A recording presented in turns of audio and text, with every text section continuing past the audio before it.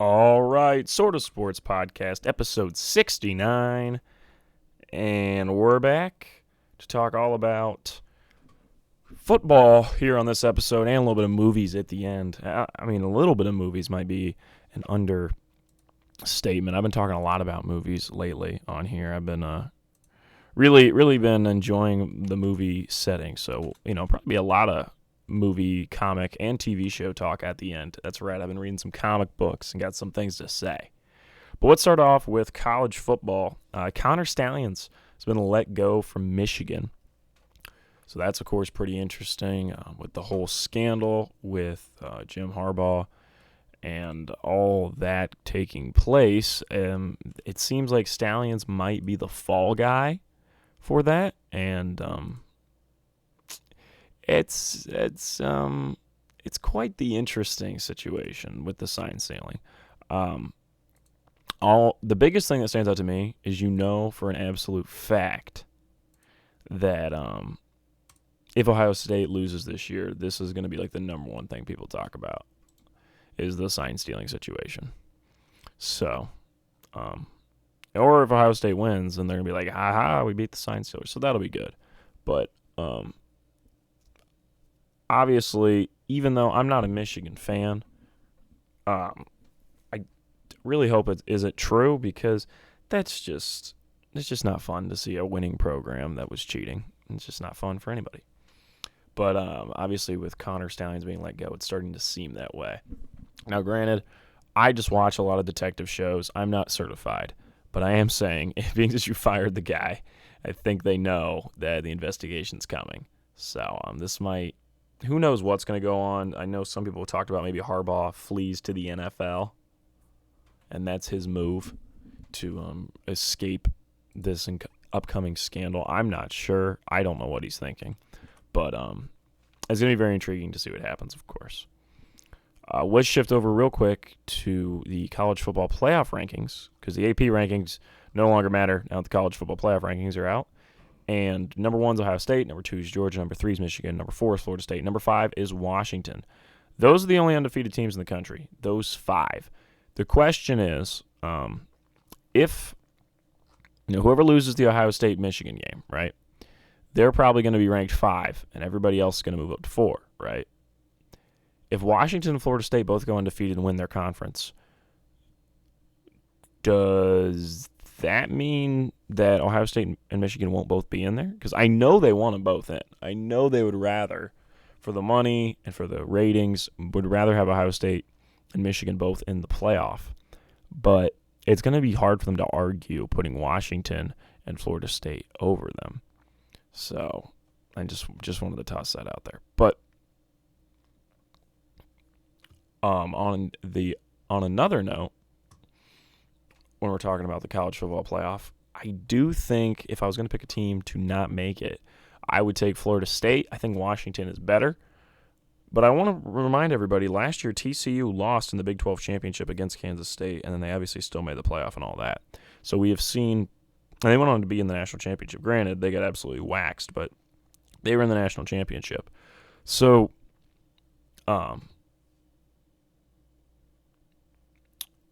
I guess what I'm trying to say here is it's very possible Florida State or Washington gets to the conference championship and loses in a close game, and then that would kind of be like, okay, there you go. Now you're out of the playoff, and both Ohio State and Michigan will make it. Because I know that's what they want. I think they're just waiting for Florida State or Washington to slip up. Is that right? I don't know. But it's reality, and so you got to face reality. But yeah, if I had to pick one out of two, I'd say Washington. I just think they have a better chance. The Florida State team's good, but I'm not huge fan. They got a lot of great weapons on that team though. It's gonna have a lot of draft guys on that squad. Okay, that was all I really had to say about college football. Let's shift over to the NFL. All right, I got to talk about. I guess we'll start with. No, I could start with the title of the video, but I'll wait a little bit. I got to talk about Lamar Jackson. This is the best season of Lamar's career.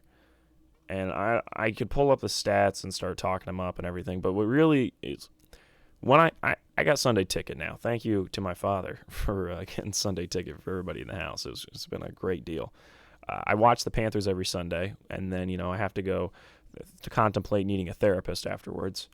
But the teams that I most often ticket are the Lions, for obvious reasons, the Ravens, for obvious reasons, and the Texans, for, at this point, what has become obvious reasons.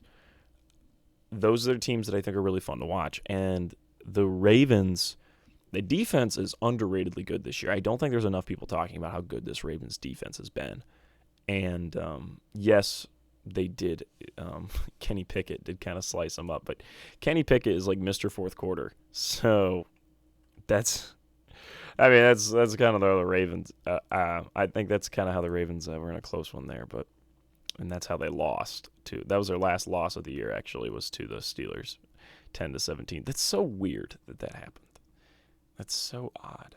Who's their other loss? I can't remember their other loss. Oh, the Colts, week 2 in overtime. Yeah, that was odd too.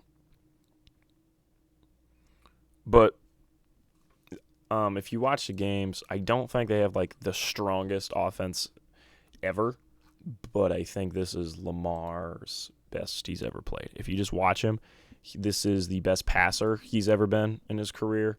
And along with, he's still running at the ability he could always had. And biggest thing with Lamar has been availability.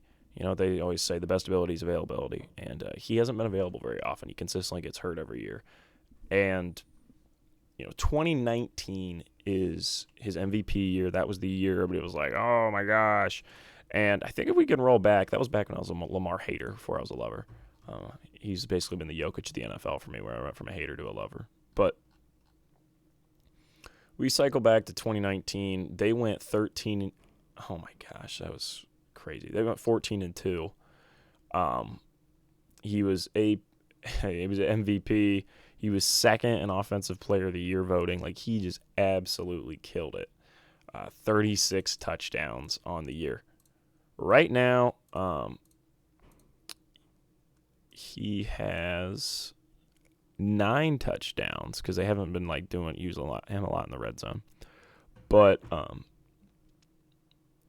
he's throwing less interceptions, and he currently has 1,954 yards. In 2019, he had 3,127 yards, so 3,127 yards.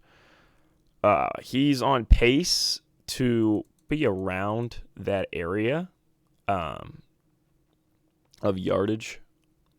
As far as games go, he started 15 games in 2019, 15 games in 2020, 12 games in 2021, 12 games in 2022. And this year, he started 9 games, and they've only played 9 games. So he's on pace to start every game, which he has never done. He's never started 16 games. He's never started 17 games either. So that's huge for Lamar. I mean, even MVP season, he only started 15 games. So, but I guess the biggest thing of Lamar is, like I said, I could pull up the stats, but it doesn't look, like he's that much better. He actually, honestly, looks probably a little worse in 2019. But if you watch him, this is the best he's ever played. He's incredibly as a passer. He is gonna, I think, potentially graduate to that elite level quarterback that we talk about. That's Mahomes, that's Burrow, that's Josh Allen. Those top tier guys. I think Lamar is about to graduate into that class. I think right now there's that second tier is like him, Herbert.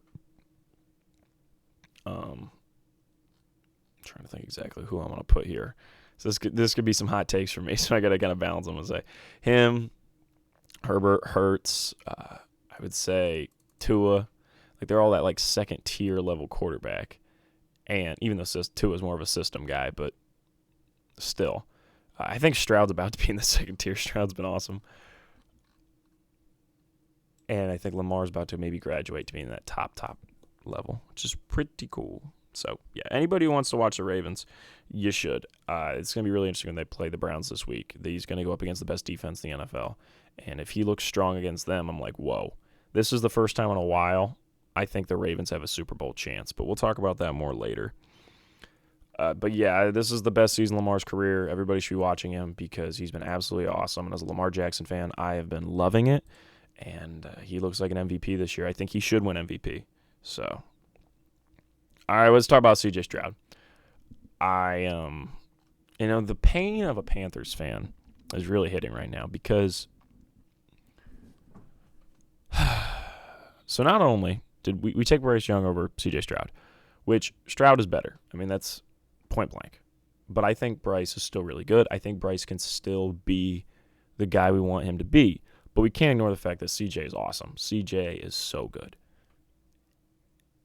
And I, hated on CJ on this podcast. You can roll back. I said he was going to be a bust. I said terrible things about him.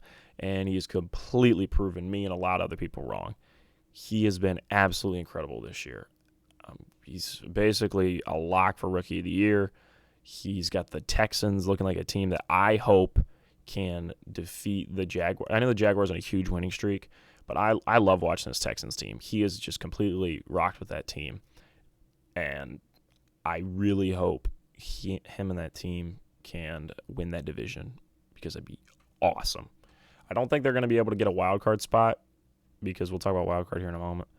But if they can win that division, that'd be so much fun. I would love for him to make the playoffs his first year in the league. And I love D'Amico Ryans as a coach, and I love what the Texans are doing. And I love C.J. Stroud now. He's another guy I went from a hater to a lover. I really, really respect him, and he's done a great job this year. As far as Bryce Young, we'll talk about the Panthers more later. But the thing is with the Panthers, I like Bryce a lot. Really like Bryce. I like him more than C.J. Stroud. Like overall, if you said favorite quarterbacks, I like Bryce more. But C.J. is better right now. And C.J. is looking like he's on a crazy path to be one of the best quarterbacks in the league.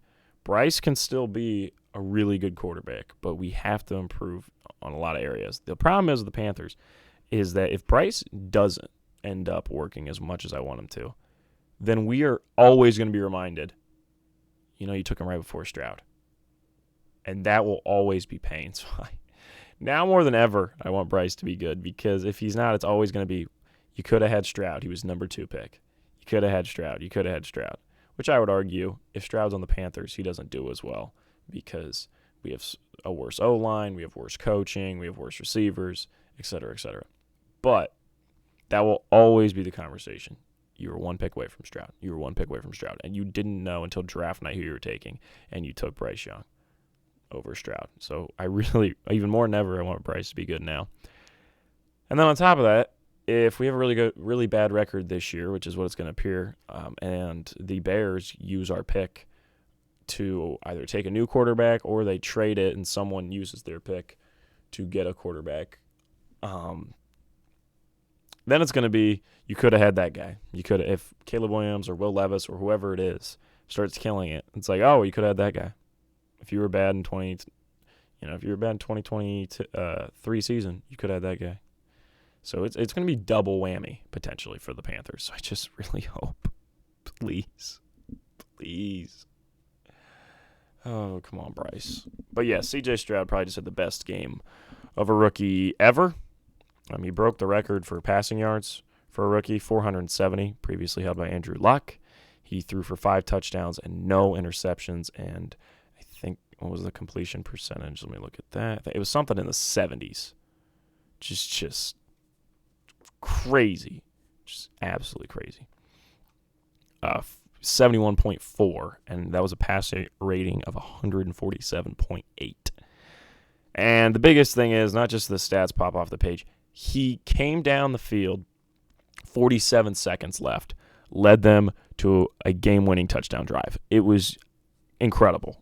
It looked like the Bucs had won the game. Only 47 seconds left on the clock. I think the Texans had 1 timeout. I was watching this game. And as a joke, I said to my buddies, I was like, hey, they left C.J. Stroud too much time. And I was kind of kidding, but I do think Stroud's really good. And he marched him down the field, super calm, cool, collected. Boom, wins him the game. And it was incredible. I think there was still like 3 or 4 seconds on the clock. It wasn't even like a last-second touchdown. He made it look easy. And so, incredible props to Stroud. So it truly was, stats pop off the page, the eye test, everything. He just killed it. I also think Stroud is going to become probably the new quarterback to like the new cool one to like. It's, Herbert was, I'm talked before on this podcast, a huge Herbert guy. But it's starting to get a little annoying because everybody else has started to realize how good he is. And so because of that, Now he gets like incredibly gassed up. Like people will be like, "Oh, if Herbert had this team, he would be a Super Bowl champion. If Herbert had these weapons, he'd do this. If Herbert was here, he'd do this." I'm like, guys, I think Herbert's really good, but he is not like you guys act like he's secretly Tom Brady. And so I think part of it's almost a joke at this point, but still, it kind of annoys me because I do know, people, and I've seen things online where people just act like, without Brandon Staley, Herbert would be the best quarterback in the league. And while I think he'd be really good without Staley, I don't know if he'd be the top tier best. I think he maybe could be 2, but people act like he would be a lock for the Super Bowl. And so I'm like, there is some flaws with Herb, I have to admit. So I still love Justin Herbert, but I do think Stroud is going to start taking some of those guys who are always like, oh my gosh, Herbert. They're going to shift over to Stroud because they're doing very similar things, and Stroud is a better team and a better coach. So I think Stroud might potentially slide into that spot where Herbert is. I'm a little worried Herbert's destined to have a career of, just kind of floundering around with the not very good teams, and he's really talented, and then maybe he gets one Super Bowl late in his career. I'm very concerned that is Herbert's career trajectory. And we thought he was going to be this young quarterback that's going to be really great and go far. And I think he is a great young quarterback, but I think its potential, his career just kind of flounders around for a while. And then eventually he gets one Super Bowl, and it's like means a lot to me. I don't know. I do think Stroud's going to start. You're going to see a lot of Stroud love. And I think he's going to be kind of like the hip, new, cool guy to like. Okay, I wrote down Panthers thoughts. Try to stay under 10 minutes. I think I can because I touched them before. Oh, the Panthers. We got slapped by the Colts, and that was embarrassing. I mean, absolutely embarrassing. It's not fun. It just truly was not fun. 27-13. Bryce, I still like. I like the fact that Reich isn't calling the plays. I think the offense does look stronger. But I just want to toss out there for people that don't watch Panthers. In the last game, it's just so embarrassing. Oh, my gosh. Okay. Last game, Bryce Young steps back in the pocket and tosses a touchdown. I believe, who was it to? I'm trying to remember. Was it... Let me make sure. I know. Who was it? It was Chark. Yeah, it was DJ Chark. Steps back in the pocket, tosses it over to DJ Chark. Touchdown, Panthers. To which the commentators say, that's the first third-quarter touchdown of the year for the Carolina Panthers. Just want to put that into perspective. I've watched every Panthers game this year, all 8 games, and that's the first time we've scored a third-quarter touchdown. That is insanity. Like, that is absolutely insane. That is such a terrible stat. That is embarrassing. So, incredibly embarrassing work from the Panthers. Now, this week, we play the Bears. The Bears are also a very bad team. The Bears are 2-7. We are 1-7. One of these teams will leave with 8 losses on the year. I really hope it's not us. I'll get to that in primetime picks, but gosh, if we lose to the Bears, it's just more embarrassing. It's terrible. It's terrible. Okay, time to talk about the title of the episode. The Bengals are so back. It's time to admit it. I was waiting for them to beat the Bills to say they're back. I had some guys say, "Oh, Josh Allen had a bad game, etc., etc." Doesn't matter. Bengals are back. They're back to being a really good team. They're doing their classic thing where they kind of flounder at the beginning of the year, and then around week 6, 7, Joe Burrow just clicks, and boom, they're rolling. And now they're back. Bengals are killing it. If you watch Sunday Night Football, you got to know that they absolutely are on their A game. And, I mean, come on. If you watch them, you know they're on the next level. They haven't lost a game since when they played the Ravens September 17th. Since then, they beat the Rams. They beat they did lose the Titans. My bad. I forgot about that. October 1st, their last loss. They lost to the Titans. That was a terrible showing by them. 27-3 loss. But after that, they beat the Cardinals by 2 touchdowns. They beat the Seahawks by 4 points. Close game. And then they took that next level. They beat the Niners by 2 touchdowns. and then they beat the Bills by 6. Now, they're not blowing teams out. Truly, they're not. But they are playing really well, and Joe Burrow looks back in comfortable, and T. Higgins is starting to get better because he was not doing well at all to start the year. And so the Bengals are starting to click, and I just want to toss out there, when it comes playoff time, I'm going to feel very comfortable taking this team. Now, the rest of their schedule is pretty tough. They're going to play the Texans this week, which they should win, but honestly, if they lost, I wouldn't think it'd be that embarrassing. Then after that, they're going to play the Ravens. Then they have to play the Steelers. Those are all tough games. And they play the Jaguars, who are on a huge winning streak. Colts probably should win. Vikings probably should win. Steelers, again, tough game. And then Chiefs, Browns. It's a really tough schedule for the Bengals, so they're really going to have to prove themselves. But I honestly think they're going to be good for it. So, yeah. That Texans-Bengals game is going to be fun, though. Also love the Burrow quote. He said, "I got my education from Ohio State, but I played football for LSU."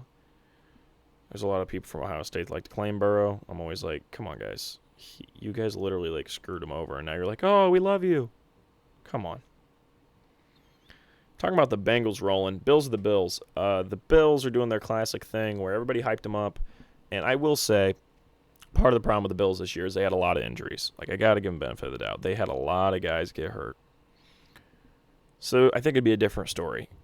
But you watch them, I'm like, this is not a top-tier NFL team. It's just not.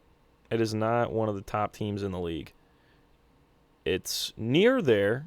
It's a good team, but it's not a Super Bowl level team, just being honest. Okay, is this the year everyone in the AFC North makes the playoffs? Currently, if the NFL playoffs started today, every team in the AFC North would make the playoffs. We've been talking about every team in the AFC North making the playoffs since 2020. And this potentially be the year. Everybody is 5-3 except for the Ravens, who are 7-2. Right now, that would be good enough for them all to make the wild card, and the Ravens win the division. I think really the biggest team here I'd be concerned about is the Steelers. They're leaking out wins somehow, like they always do. I just think Tomlin out-game plans everybody. Oh, their schedule's not super hard going forward. They should win this week against the Packers. They'll lose against the Browns. They'll lose against the Bengals. But they can beat the Cardinals. They can beat the Patriots. They can beat the Colts. Then they lose against the Bengals. They have to beat the Seahawks or Ravens. They would have to do that to make the playoffs. They would have to win one of those last two games. But I do think it's in the cards. That Browns defense is good enough to get them to the playoffs. And, yeah, I mean, even though I don't think Deshaun's killing it, that team has such a good defense, they can make the playoffs. I wanted to toss out there a couple weeks back, I was talking about the Patriots might be back playing well. That did not happen. The Patriots look terrible. Definitely going to be looking at a new quarterback. Just want to toss it out there. I also want to say, like, the Chargers won, but I just think it's a waste. They're going to be like 7 wins like always. It's just wasting away Herbert. It's annoying. Jets are probably done. The Jets lost this week. I don't really see they lost bad to the Chargers. And I don't really see a way that they win that division. They're not going to make the wild card. I think the Jets are kind of done for. If the AFC North wasn't rolling so much, I'd be like, yeah, the Jets could sneak in as a wild card. But the AFC North is rolling so much that I'm like, it's going to be hard. I think it's going to be hard for the Bills or Dolphins, whichever one doesn't win the division, to make the wild card. It's going to be real tough. I hope the Bills win that division and not the Finns, because I think the Finns are absolute posers. I mean, they haven't beaten a team with a winning record in over a year. Just want to point that out. So, yeah, the Finns are posers. I hope the Bills win that division, even though I don't think the Bills are going to the Super Bowl. I'd like to see them win the division. Also want to say, remember when I said the Cardinals were pretty good? That was not true, as we saw Clayton Tune and the Cardinals get absolutely rocked by the Browns, the first shutout win of the year. I also want to say, if I was Clayton Tune and my first ever NFL start was against Myles Garrett, I think I'd be like, you know what, I'm good. I appreciate the opportunity, but I'm very happy to just be on the practice squad, because getting Myles Garrett running at me in my first ever NFL start sounds like a traumatizing experience that I would not want to have. So really feel for Clayton Tune on that one. But yeah, the Cardinals are definitely not that good. I think a lot of it was Dobbs. Props to Dobbs. You got a big win for the Vikings. Can Dobbs get them to a wild card spot? Maybe. Dobbs has really been playing well. Props to Dobbs. So if the Cardinals get the number 1 pick, what do? They're probably on that track right now. And even though I'm not a huge Kyler Murray guy, I think it would be dumb to replace him for really no reason. And he is coming back this week. Maybe he can win him some games. But honestly, in my opinion, if you get the number 1 pick, I would trade down a couple spots and take Marvin Harrison Jr. Because while you could take Marvin Harrison Jr. at number 1, I bet you could trade with the team that wants a quarterback. They take quarterback at number 1, and then you have the 3 or 4 pick, and you get Marvin Harrison Jr. Or maybe it's the 2 pick. I mean, you just play your cards close to your chest and make them think you kind of want a quarterback, and then you trade back with, I don't know, the Patriots or the Raiders or somebody. And probably the Raiders. I feel like the Raiders make an aggressive move like that. The Raiders have the 10 pick or 8 pick or somewhere in there, and you make a trade with the Raiders. But then I don't know if you can get Marvin Harrison Jr. at 8, so they'd have to figure it out. But there's a world where you can make a trade, so you don't have to take Marvin Harrison Jr. number 1, even though he's a number 1 level talent. It's just the fact you can get assets and get the guy you want because you have the number 1 pick. I want to talk real quick about Ryan Poles, the GM of the Bears, and why the Montez Sweat trade and extension makes 0 sense to me. So at the deadline, they got Montez Sweat, pass rusher, from the Commanders. It makes 0 sense. That is a move for a team that's looking to make a playoff push. That's about to make the playoffs, and they want to add an extra piece to their defense. That's a move for the Seahawks to make, to go out and get Montez Sweat. I mean, that's why it made sense the Niners got Chase Young. That's a move for a team like that, like the Eagles. That would make sense. That makes sense if the Bengals did it. It does not make sense to me why a team that knows they're not going to make the playoffs would make that move. One of the worst teams in the league goes out and gets a pass rusher and then extends him to make him higher paid than Myles Garrett. Completely stupid move. I mean, I'm not saying Montez Sweat's a bad player. He's a good player, but it doesn't make sense where your franchise is at all. And I will say Montez Sweat is not on the level of Myles Garrett. So why are you paying him like that? Okay, I got to be the bearer of bad news. I'm going to say it again. I think I say it a lot on this podcast. The Chiefs are still really good, guys. We're talking about Super Bowl and stuff, but the Chiefs are still super good. They looked really good against the Dolphins. They had that bad loss to the Broncos last week. Chiefs fixed it up this week. Got a win over the Dolphins in Germany, and now they're taking a bye week this week, and when they come back, it'll be Monday Night Football against the Eagles, and I expect them to win, even though that Eagles team has been rolling. The Eagles only have 1 loss on the year. The Chiefs have 2 losses on the year. It's going to be very exciting, and I think it's going to be really, really fun to watch. I mean, that Super Bowl is a close game, and at the time I rooted for the Eagles. I don't know if I would still do that today. I'm not sure. But, yeah, this is the best defense I think Mahomes has ever had behind him. So that's going to be huge when they play the Eagles. The Eagles have been really dominant, though. I got to give props to them. I was kind of saying there was something wrong with them at the start of the year. Now I'm starting to see, okay, now they are really good. I do think there's a chance we actually see a repeat Super Bowl. I do think Bengals-Lions is still actually really in the cards, my original pick for the Super Bowl. But Chiefs-Eagles, if you said it's going to be a rematch, it's not honestly the worst take right now. Because I think this is the best defense Mahomes has had. It's probably the worst receiving core he's ever had. But it doesn't really matter because he's got Travis Kelce, who's probably the most valuable offensive weapon in the league when you pair him with Mahomes. And then Pacheco's been absolutely great too. Pacheco consistently is just, Andy Reid running backs are always interesting, and he's an interesting one. Dolphins continue to lose to good teams. I already talked about that. I think they're posers. Hope the Bills win that division. As much as I like the Niners, I don't know if they can win the Super Bowl this year. I think I've seen too much of bad things as of late. I'm like, oh, dang it. We might not. I don't know if I said we. I'm not a Niners guy, but as much as I love Brock, I don't think it's really in the cards for them to win it.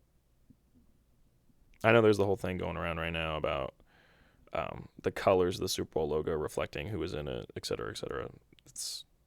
That's fun. And so the current colors for the Super Bowl logo are red and purple. So people are saying, oh, it's going to be Niners-Ravens Super Bowl.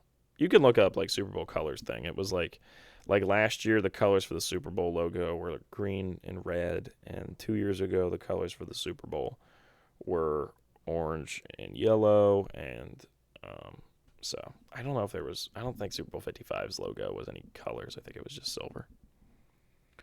So on the one hand, maybe Roger accidentally is giving everybody a hint to the script, but on the other hand, it could mean nothing, and it's just a weird coincidence.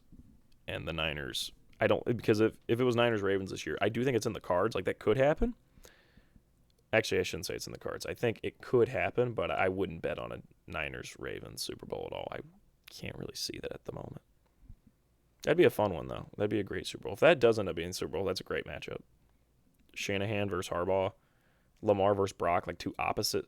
You get a system QB with a really high talented team, and then you got like an MVP carry my team guy, and both have great defenses. That'd be a fun Super Bowl. Or the red and purple could mean Chiefs Vikings. I mean, Josh Dobbs just carries them. I do want to say the Eagles I already talked about how the Eagles are probably NFC favorites. Okay, so we're halfway through the year. Let's talk about teams that can win the Super Bowl. If I had to pick teams that are going to win the Super Bowl halfway through the year, who am I taking? I am not putting the Niners in here at the moment. I'm pretty down on them. They're going to have to make a late season surge for me to feel good about them when playoff time comes. So first team, Chiefs. You know why. Mahomes steps it up in the playoffs, and he's already playing really well this year. Probably, honestly, his worst season, and he's still playing at a very high level. So obvious reasons for the Chiefs. Bengals. This Bengals team is a really good team, and if they can continue to improve the way they usually do, which is every week it seems they get better, by the time we get to the playoffs, they're going to be excellent. So, Bengals. Eagles. Eagles the best team in the NFC. That's the simple fact. They've got a great defense. They got the best O-line, and I've had a friend of mine say that he believes A.J. Brown's currently the best receiver in the league. I think it's a bit of a crazy take, but it just goes to show you like how good this Eagles team is. I can't believe I'm saying it, but I think the Ravens, I think this is the only time in Lamar's career I felt like he can win the Super Bowl. I honestly might take this when we get to the playoffs. Here's the thing. If Bengals Lions is even close to happening, I'm probably going to take Bengals Lions because me saying I got to predict the Super Bowl at the beginning of the year is pretty awesome. But there is a real chance I end up taking the Ravens to win the Super Bowl because this Ravens team looks great. And if they can win that AFC North, wow. And then last team that I think can win the Super Bowl, it's the Lions. I think this Lions team looks really good. I thought they were going to be good, and they're playing probably even better than I expected. So I got to go with the Lions here. They can win the Super Bowl. I'm being honest. That's how good this Lions team is. It's a really good team. Granted, I think it's the least out of all the teams I've named, but it's still a really good team. Now it's shifted over to the thing you kind of want to be, but also don't want to be. Teams that can get the number one pick. The first one is the Bears from the Panthers. I don't want to talk about that one. The second one is the Bears because the Bears have been bad. The third one is the Cardinals. I do think Kyler Murray could potentially mess this up. He could win him some games. I'm still not a huge Kyler guy. I feel like if Kyler doesn't do well, there's a potential they're like, we might move on. It should be interesting. But then there's the Giants. Everybody's ignoring the fact that Giants could get the number one pick. They've been really terrible. Maybe they have like the 2 or 3 pick, and that's who the Cardinals trade with. And the Cardinals can take Marvin Harrison Jr. for Kyler, and the Giants can get a new quarterback in there. And then last one is the Patriots. Patriots have been really bad. Bill gets a new guy to start his franchise with. Let's do the NFL mid-season awards. So this is if I was handing out the awards for the end of the year, but through mid-season. So MVP, Lamar Jackson. Obvious reasons. Talked about him before. Having the best year of his career, and he's been an absolute tear, and he's playing the best he's ever played on a really high-quality team, and the stats are strong. If you watch him, he's playing great. Really, there's nothing that you'd want more out of an MVP candidate. Offensive Player of the Year, Tyreek Hill. He's just doing crazy stuff, and he's like a one-man offense. Defensive Player of the Year, Myles Garrett. Same thing, but for defense. He's a one-man defense. This is the best year of his career. He's consistently been one of, if not the best defensive player in the league last couple of years. He deserves it. Give it to him. Rookie of the Year, offensive. C.J. Stroud. We talked about he's just been absolutely nuts. So got to be C.J. Stroud.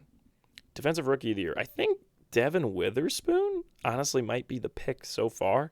Will Anderson could have a shot at it, but he doesn't have, I don't think, enough sacks to really pull it off yet. But Devin Witherspoon's been playing really well for the Seahawks.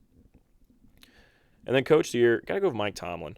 It was him or D'Amico Ryans. I think by the end of the year, it'll be coming down to if the Texans win the division, it'll be D'Amico Ryans. But if the Steelers make the playoffs and the Texans don't win their division, then it'll be Mike Tomlin. If the Steelers make the playoffs and the Texans win their division, I got no clue. But it'll probably be one of those two.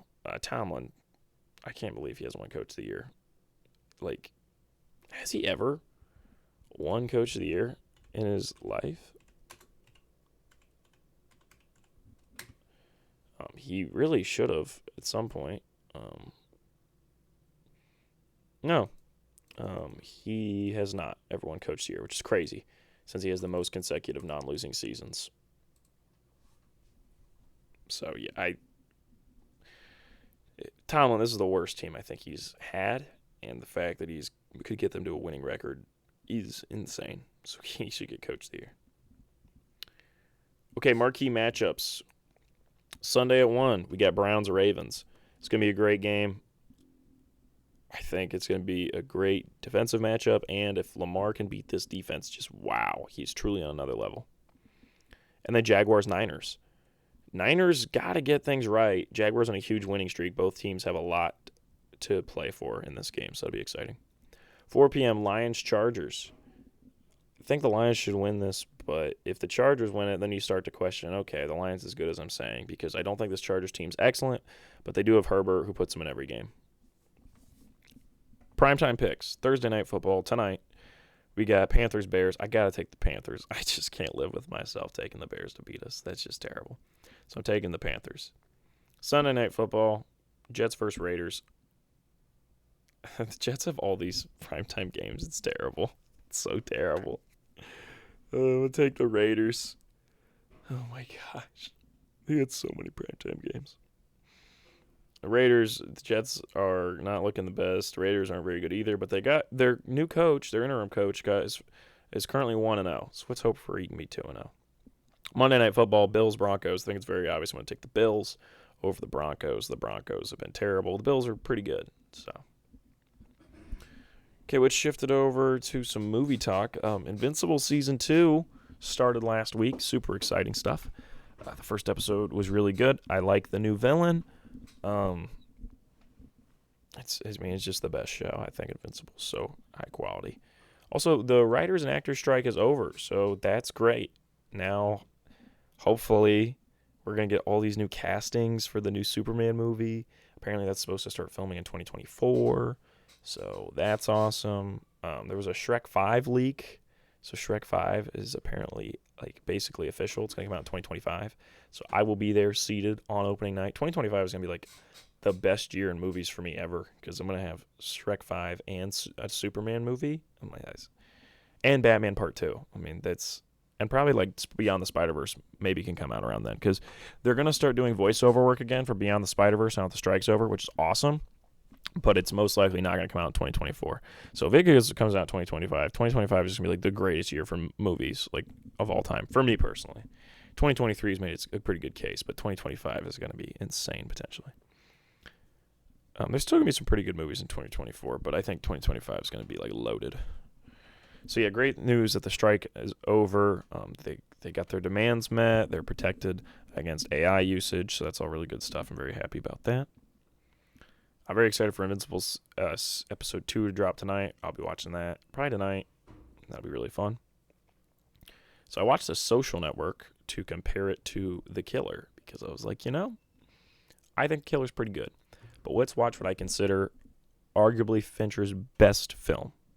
Because what's so crazy about The Social Network is that it is literally just a bunch of people talking the whole movie.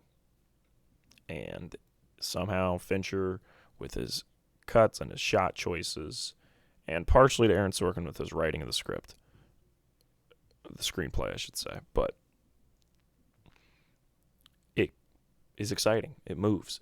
It's fun to watch. It's just as moving as, I would say, honestly, Seven's a slower film.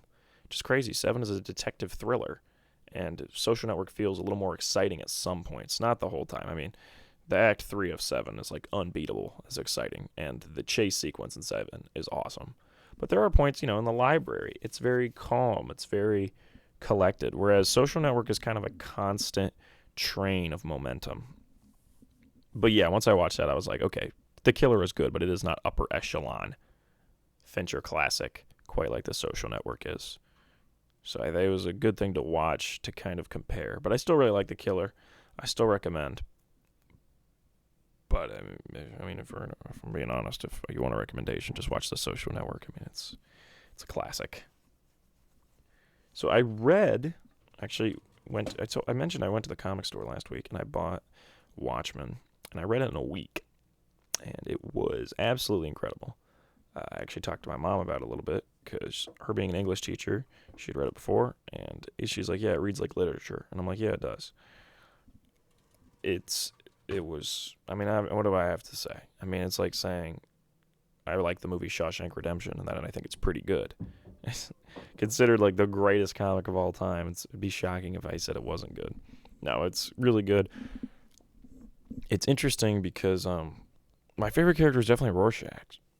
I think, he's got this twisted sense of justice, but I think at the end, with his reaction to the final twist, I don't want to spoil it in case anybody wants to read it, but he's the one at the end where I'm like, okay, so you're not like Night Owl, and I think I'm trying to think about how to word this, because they're obviously, a lot of people are not Rorschach people. They're like, oh, I mean, even Alan Moore himself has talked at length that, you're not, Rorschach is not supposed to be like the guy. But to me, like Silk Spectre and Night Owl, the way they react to the final twist and the way Dr. Manhattan reacts, they don't look at it from like really the human perspective. And I think Rorschach, when it all comes down to it, he says all these things about society and how, it's filled with all these terrible people, and how he doesn't feel for any of them, and that he'd let them all die if he has to. And I mean, one of his opening lines is he basically names all these evil things, and he's like, and they'll look up at me one day for them to save them, and I'll say no. But yet at the end, when a lot of those people have suffered, he's the one that's like, this is wrong. They deserve to know the truth. So I think Rorschach at the end kind of proves that he, in my mind, truly, even though he's got that like twisted sense of justice and he's very violent and he's kind of a messed up dude, he's the one that displays the heroics of wanting the truth to be put out there, and I think that's very interesting. So that's just my insight. Now, I do know in the Watchmen HBO adaptation, it was a sequel series, that I think Rorschach's like followers that he has, like that believe in him, like after he's dead, are like going to be the bad guys. So I haven't started that yet. I'll see what I think of that. But as somebody who's a big Rorschach fan, I'm going to be interested to see how that's handled. I know the HBO show is supposed to be really good. I haven't started it yet. I watched the movie like the day after I finished the comic.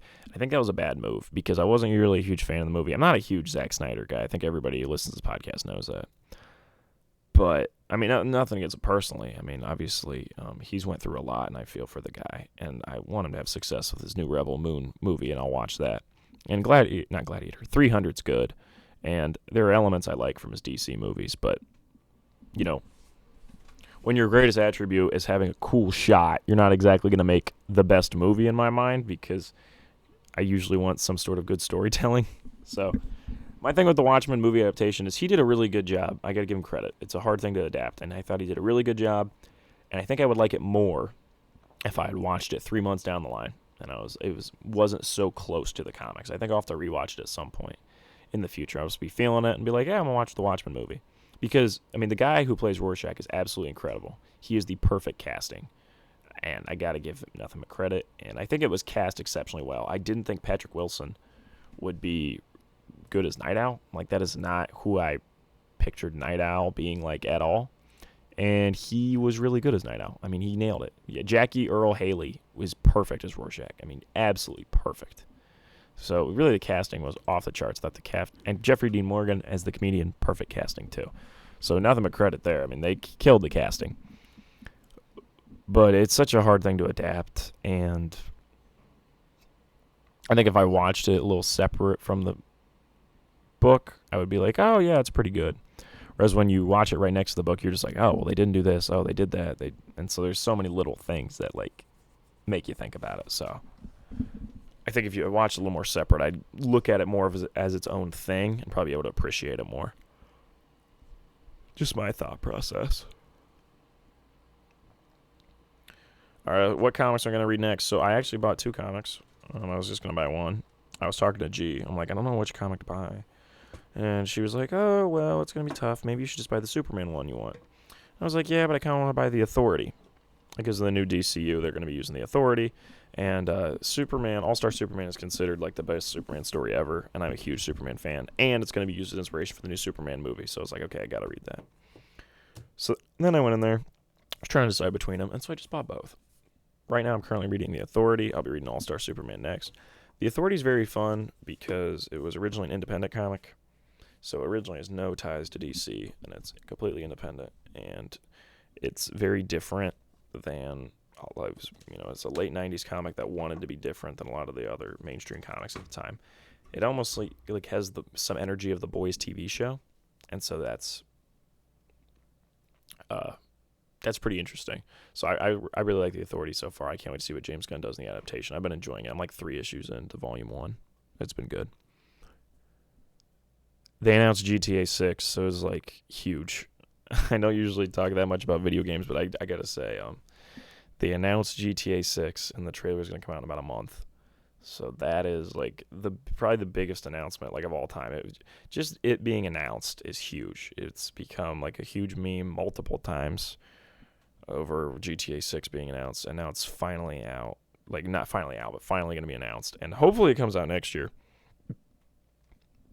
If not, if it comes out in 2025, my gosh, 2025 is just going to be a hell of a year because it's going to be like that, potentially the Wolverine game, and then all the movies I said before. It could just be incredible. But yeah, GTA 6 is going to have a trailer in December, which is just going to be amazing. I can't wait for that. I'm a huge Red Dead Redemption 2 guy, and I'm going to be absolutely loving whatever they put out next. So that's going to be pretty awesome. I can't believe it. Just the fact that it's even announced is just an incredible feat because it's 10 years. GTA 5 is over 10 years old. And so that's crazy. But they're going to cook up something special. Okay, really the last thing for me to talk about is I'm not a big horror movie guy. And a movie that's really made for horror movie fans is Scream. And I watched it, even though I'm not a big horror movie guy at all, and I loved it. It might go in the Hall of Fame, guys. I absolutely loved it. It's funny. It's also like a really fun, like kind of like Scooby-Doo-ish mystery. I love Matthew Lillard's performance. Henry Winkler is always great and everything. So, yeah, it was just absolutely awesome. And I loved it.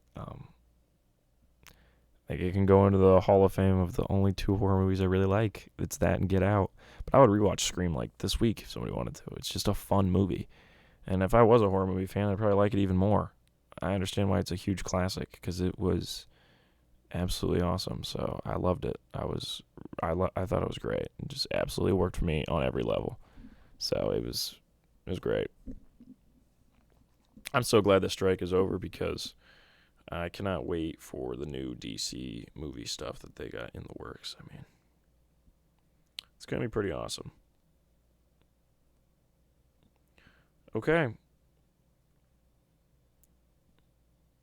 So, I'm trying to think, is that... I think that's really everything I wanted to talk about. Oh! I should say I've been talking about me playing Spider-Man 2. I platinumed the game. Completely beat every side quest, did everything. Last night I sat down for about 3 hours. It's just like, yeah, I'm just going to beat all side quests. So it's done. So, boom, did that. I unlocked every suit, beat every side quest. Some of the side quests were really good. Really good stuff. And, I mean, Is it my favorite game ever? Probably. Probably that or the first one. It's real close, but they're both excellent. And I can't wait for that Wolverine game. And I don't know what game I'm going to play next. I got Mario Wonder still, but Mario's not a game they have to mainline. So I might be starting a Batman game soon. Maybe I'll finally start Elden Ring. Who knows? But I'll be sure to talk about it on the podcast. If you are somebody who listens all the way to the end and listens to me in the least scripted segment on the entire show, which is like my movie and comic and TV show talk, I really appreciate it because that is literally just me talking about things I like. And sports I really like too, but at least I'm trying to get some substance. Whereas this is just me talking about different things different pieces of media I've interacted with and thought were cool. So if you listen to that, that's absolutely great. And I appreciate you. Next movie I'm going to go see is probably Napoleon or that new Hunger Games movie because Genevieve wants to see it. So I'll go to that with her. But that's been it for the pod. And I'll see you all in the next one. Thank you.